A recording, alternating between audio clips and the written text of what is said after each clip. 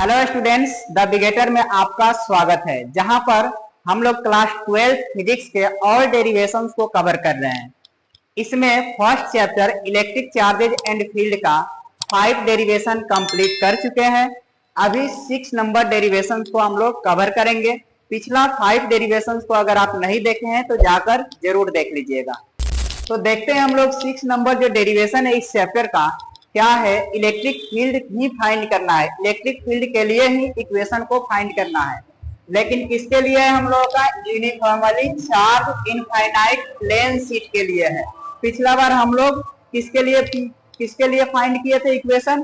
पिछला बार जो था हम लोगों को लॉन्ग वायर के लिए था, लेकिन अभी हम लोगों का प्लेन शीट के लिए है। और इस प्लेन शीट पर कोई भी चार्ज है जो पॉजिटिव चार्ज है, और इससे हम लोग पास किसको करा रहे हैं? गॉसियन सरफेस को। और ये गॉसियन सरफेस है, सिलिंड्रिकल शेप में है, लेकिन हम लोगों को यूज किसका करना है? इसके इंड पार्ट को, जो हम लोगों का सर्कुलर शेप में है। तो हम लोग जानते हैं कि सर्कल का एरिया क्या होता है? सर्कल का एरिया पाई आर स्क्वायर होता है। सर्कल का एरिया पाई आर स्क्वायर होता है। तो अब यहां से देखेंगे, इसी के लिए हम लोगों को इलेक्ट्रिक फील्ड फाइंड करना है। तो ये हम लोगों का प्लेन शीट है और इस पर चार्ज क्या है? पॉजिटिव चार्ज है। एक इसमें यूज करेंगे सिग्मा का, स्मॉल सिग्मा। ध्यान से देखेंगे, यहाँ स्मॉल सिग्मा है। ये स्मॉल सिग्मा हम लोगों का एरियल चार्ज डेंसिटी बोलिए या सरफेस चार्ज डेंसिटी बोलिए, यही है। अब इसी के बारे में लिख देना ही कंसीडरेशन होता है। आते हैं हम लोग कंसीडरेशन के तरफ। अगर कंसीडरेशन लिखते हैं यहाँ, अगर कंसीडरेशन की बातें करना है तो कंसीडरेशन में हम लोग लिखेंगे कि let us take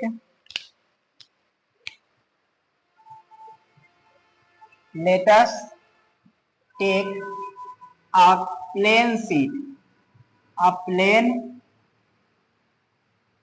a plane sheet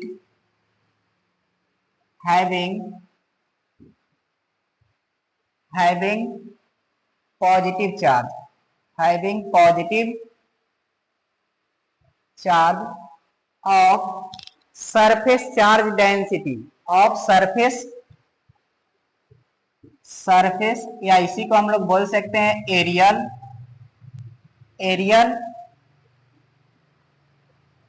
charge density, जिसको हम लोग बोलेंगे सिग्मा। एरियल चार्ज डेंसिटी या इसको बोलेंगे हम लोग एरियल चार्ज डेंसिटी।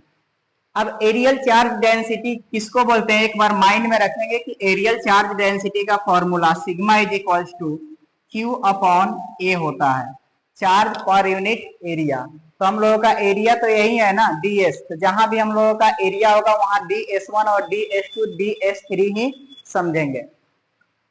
अब इसके बाद देखते हैं हम लोगों को फाइंड क्या करना है। Then we have to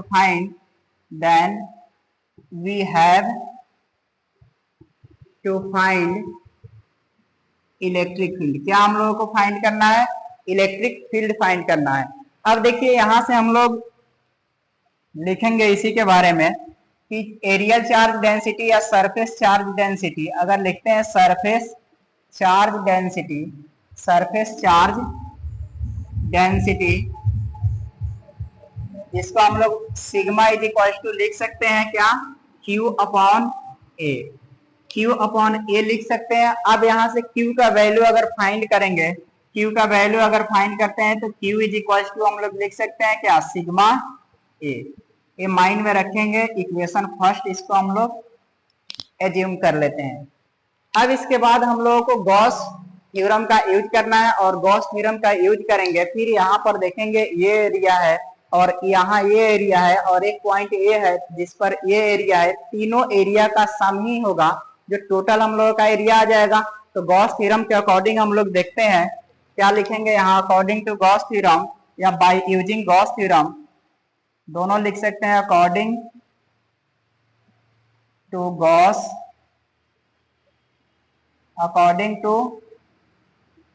Gauss theorem, अगर गॉस थ्योरम का हम लोग यूज कर रहे हैं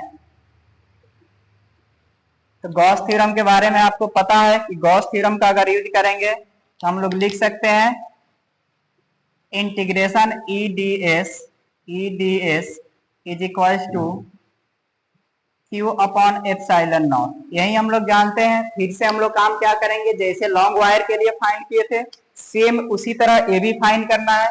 अब यहाँ पर हम लोगों को फाइंड करना है तो क्या लिखेंगे, EDS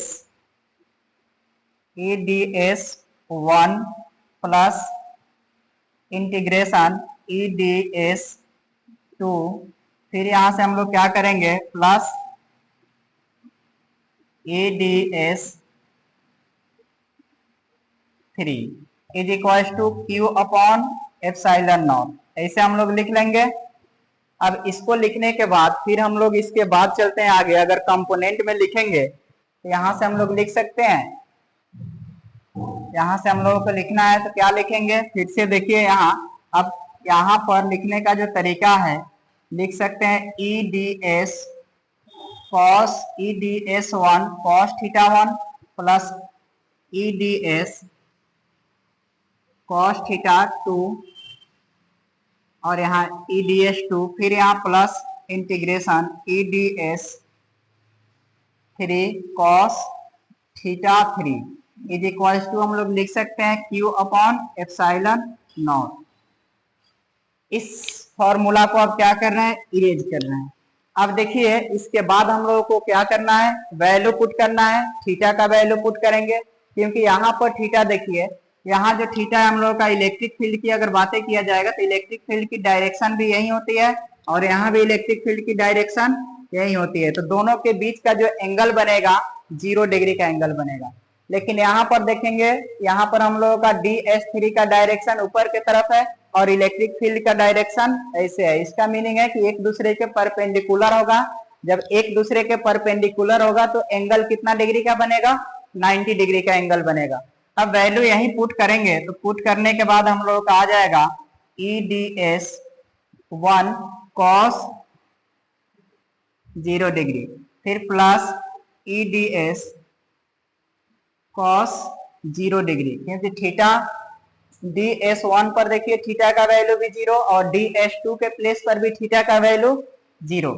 अब प्लस यहाँ जाएगा EDS 3 और cos, अब यहाँ पर देखेंगे कि EDS 3 है, यहाँ पर क्या वैल्यू आएगा हम लोगों का, यहाँ जो थीटा का वैल्यू आएगा आपका 90 डिग्री आएगा। तो यहाँ पर आपका आ गया 90 डिग्री इज इक्वल्स टू आपका आ गया यहाँ Q अपॉन एप्सिलॉन नॉट।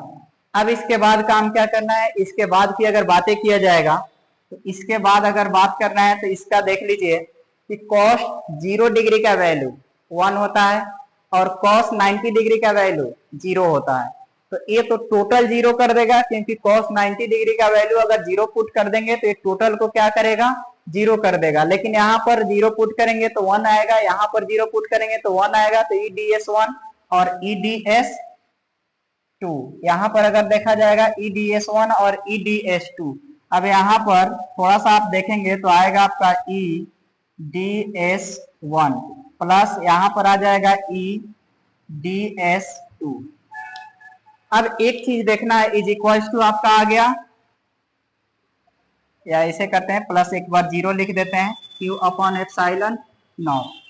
अब एक चीज आप देखेंगे कि यहाँ जो हम लोगों का गॉसियन सरफेस है, सर्कुलर गॉसियन सरफेस है, ये जो गॉसियन सरफेस हम लोगों का दिख रहा है, तो जो सर्कल इसके एंड पर दिख रहा होगा वही सर्कल इसके एंड पर है, बिल्कुल ही सेम एरिया होगा। यहाँ DS1 जो है DS2 के इक्वल होगा। तो अगर इफ यहाँ पर लिख देते हैं साइड में, या इसे लिख लेते हैं पहले, उसके बाद लिखेंगे 2 इंटीग्रेशन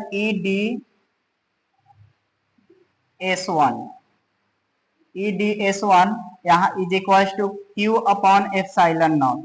और यहाँ पर मैं लिख दे रहा हूं कि आपका DS1 जो है इज इक्वल टू DS2 के इक्वल है। क्यों है, क्योंकि एक ही तो है इस दोनों का, एक ही सर्कुलर गॉसियन सरफेस है, तो ये दोनों इक्वल होगा, दोनों का एरिया क्या होगा, इक्वल होगा। अगर थोड़ा देर के लिए मान लेते हैं कि इसका एरिया A है तो इसका भी एरिया क्या होगा, A ही होगा। तो DS1 DS2 हम लोग कंसीडर किए एंगल के अकॉर्डिंग। अब यहाँ पर DS1 DS2 के इक्वल है तो हम DS1 भी लिख सकते हैं और DS2 भी लिख सकते हैं, किसी में दोनों में एक लिखेंगे तो कोई प्रॉब्लम नहीं होने वाला है। अब यहाँ पर वैल्यू देखिए, EDS1 का मीनिंग है, ये तो एरिया है, तो एरिया किसका, सर्कुलर शेप वाला का, इसका एरिया जब फाइंड करेंगे तो आपका आ जाएगा पाई आर स्क्वायर। क्या आ जाएगा हम लोगों का, पाई आर स्क्वायर। जानते हैं कि सर्कल का एरिया क्या होता है, पाई आर स्क्वायर होता है। तो यहाँ सर्कल का एरिया पुट कर देंगे जब भी। अच्छा, ऐसे डायरेक्टली हम लोग नहीं लिखेंगे, जब एक टोटल का इंटीग्रेशन करेंगे तो इंटीग्रेशन के बाद हम लोगों का वैल्यू आ जाएगा 2 पाई 2e पाई आर स्क्वायर, इतना आ गया। अब यहाँ से इज इक्वल्स टू, फिर यहाँ पर क्यू का वैल्यू क्या पुट करेंगे, यहाँ से देखिए इक्वेशन 1 से, इक्वेशन 1 में क्या है, Q is equals to sigma into area. तो सिग्मा इनटू एरिया अगर क्यू का वैल्यू यहाँ पुट करेंगे तो हम लोगों का वैल्यू आ जाएगा sigma into A upon epsilon naught. कुछ कैंसिल आउट होने वाला है तो कैंसिल आउट कर सकते हैं क्या, यहाँ पर देखिए कुछ कैंसिल आउट नहीं होने वाला है, तो कोई बात नहीं। इसको क्या करेंगे हम लोग, डायरेक्ट वैल्यू को यहाँ पर रखते हैं।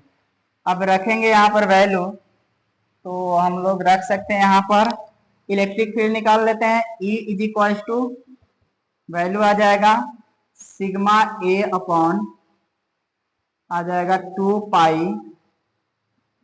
पाई आर स्क्वायर इंटू हम लोगों का आ गया यहाँ एप्सिलॉन नॉट।